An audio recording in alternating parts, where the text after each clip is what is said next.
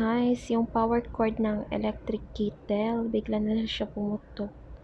Nasunog na yung wire. So, try natin kung pwede pa ba siya ayusin. So, ayan, tinetest siya guys.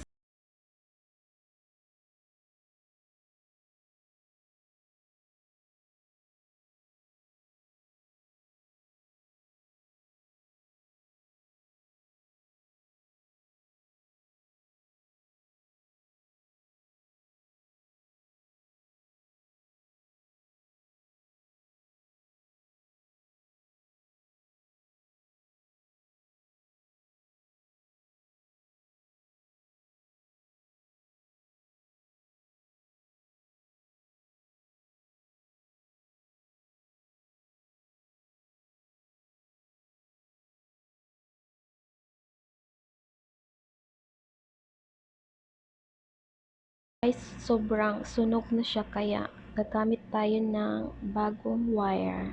Ayan na siya. So, as you see guys, i-connect natin yung plug dyan tsaka yung patungan ng heater. Ano ba tawag?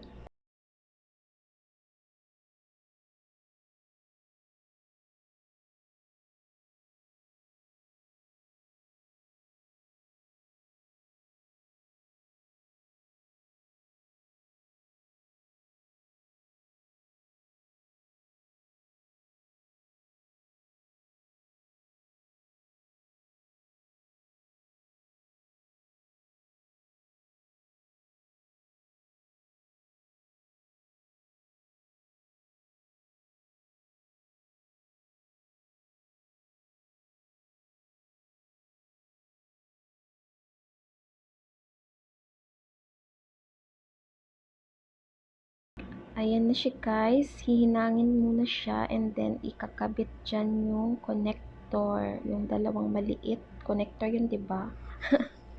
Tapos babalutin siya nung electrical tape pag ikakabit na dun siya sa may saksakan.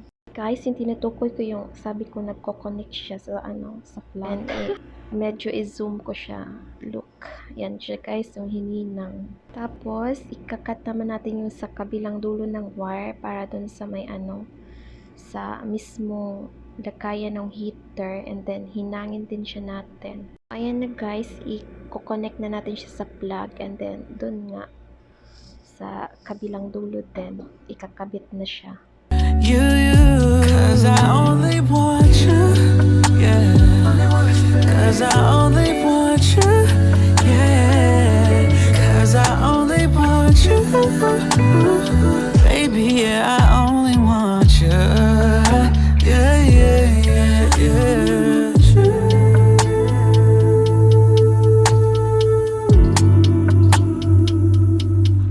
Only want you.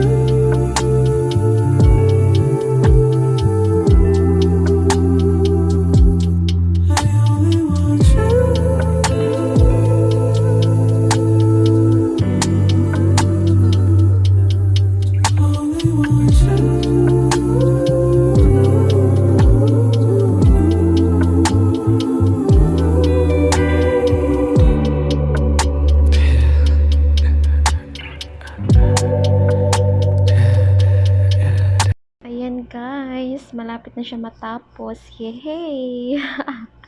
Yung plug nakabit na, yung na lang, ayan yung bahay niya. I just got off the phone with the girl who loves you too. Said you're working on yourself, is she helping with that too? You gave her the time of day. You told her that you would stay. You made me feel the same way. What goes around comes around, that's what I always say. So, ayan na siya. Ina-screw na siya para okay na. Ayan na siya guys. Look. Ayos na siya. Okay na. Naayos na rin sa wakas. So, itatry natin siya kung kukulo ba yung tubig.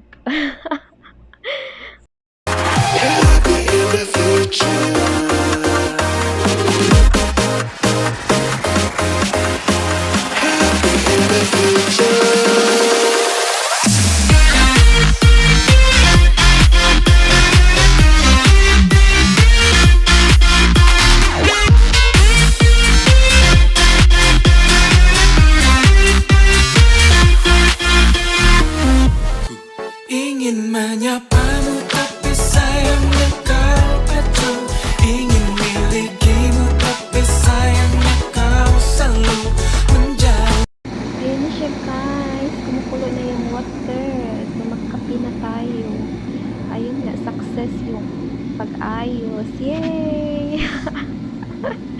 Amakin nyo yun. Pwede pa pala yun ayusin. Thank you sa nag-ayos. Ang galing.